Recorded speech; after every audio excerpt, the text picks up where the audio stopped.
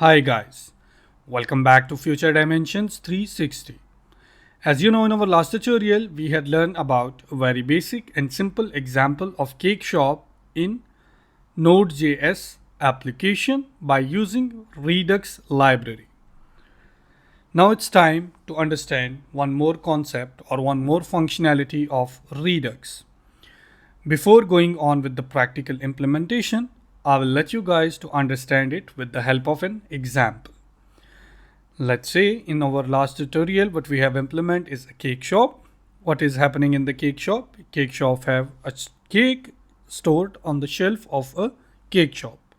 As soon as the customer is coming, they are asking shopkeeper about their intentions. They are letting shopkeeper to know about their intentions of buying cake. Shopkeeper is handling the buy cake functionality that they are taking from the customers, or customers they are dispatching their intentions by using actions. Shopkeepers understand those and perform those actions.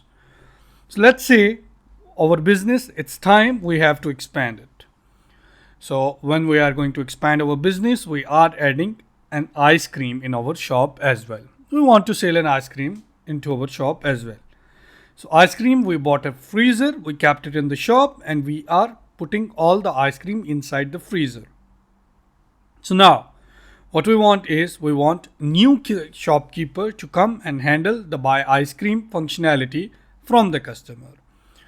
So let's say if there is, or let's assume if a customer came and he needs a cake and he lets the shopkeeper know about a cake, but he knows about ice cream only, or he is responsible of ice creams only.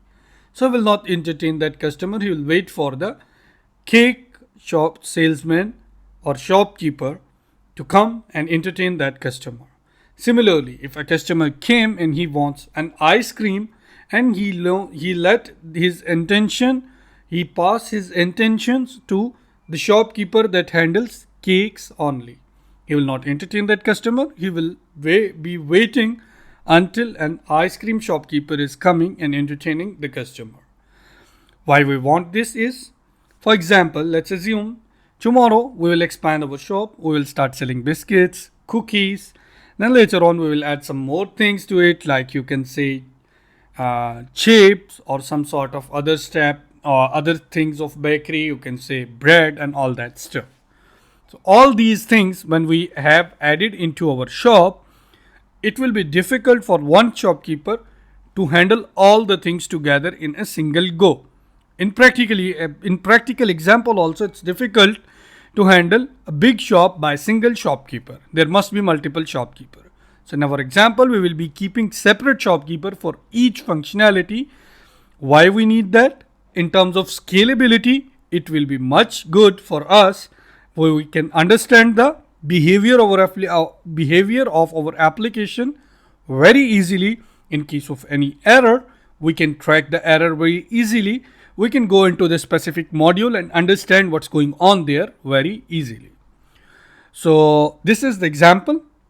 Let's keep it in mind, and in the coming videos we will be implementing that with the help of JavaScript application. So see you soon in the next video. Please don't forget to like and subscribe our channel. Thank you. Goodbye.